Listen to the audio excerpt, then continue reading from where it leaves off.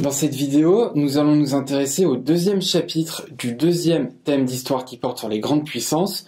Nous nous intéressons ici à la Chine depuis 1949 et nous allons l'aborder à travers un sujet type de composition qui pourrait tomber, à savoir la Chine et le monde depuis 1949. Premier point, la Chine.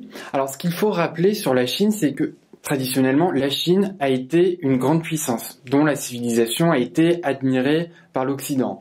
Pensez par exemple au voyage de Marco Polo et des récits qu'il en a fait au Moyen-Âge. Et ce n'est qu'au XIXe siècle que ce pays a subi l'impérialisme, notamment européen. Ici, on peut penser aux guerres de l'opium, à la constitution d'enclaves européennes sur le territoire chinois, comme la ville de Hong Kong, qui appartenait aux Britanniques. Et donc, l'essor chinois que l'on constate depuis la deuxième moitié du XXe siècle peut être interprété comme un retour de ce pays à une situation de premier plan. Deuxième partie du sujet, et le monde. Ici, il faut s'intéresser à la façon dont se déploie la puissance chinoise dans le monde depuis la deuxième moitié du XXe siècle. Ce qu'il faut dire, c'est qu'on a une puissance originale, car essentiellement économique, depuis que la Chine s'est ouverte à la mondialisation au milieu des années 1970. En revanche, en ce qui concerne les autres facteurs de puissance, politique, diplomatique, militaire, la capacité d'action chinoise ne peut pas être considérée comme véritablement mondiale. Ainsi, on a donc affaire à une puissance incomplète. Depuis 1949. Alors, premier point, l'année 1949 est un tournant dans l'histoire récente de la Chine avec la fondation d'un régime communiste, la République populaire de Chine, à la suite de la victoire des forces communistes menées par Mao Tse-tung sur les forces nationalistes lors d'une guerre civile qui a frappé le pays entre 1937 et 1949. La fondation de ce nouveau régime peut être interprétée comme un sursaut de type nationaliste après une période de domination européenne sur le pays et après la période d'occupation japonaise lors de la Seconde Guerre mondiale qui a aussi commencé dans ce pays en 1937.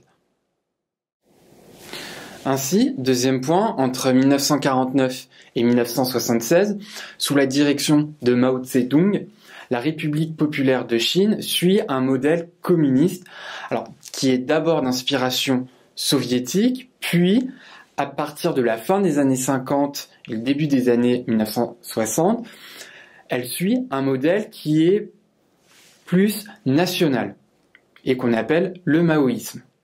Enfin, après 1976, après l'échec des politiques économiques maoïstes et la mort de Mao Tse-tung, la Chine amorce un tournant justement dans sa politique économique. Elle commence à se libéraliser et à s'ouvrir sur la mondialisation, et ceci marque le début de l'essor spectaculaire de l'économie chinoise au niveau mondial.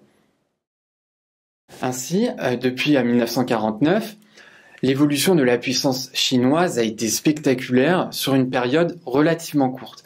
Et donc en problématique, il faudra se demander comment la Chine est passée d'une situation de sous-développement socio-économique et de tutelle politique à une position de premier plan au niveau mondial. Il faudra aussi se demander en quoi la puissance chinoise demeure encore limitée aujourd'hui. Donc pour répondre à cette problématique, nous allons adopter une démarche chronologique axée en deux temps.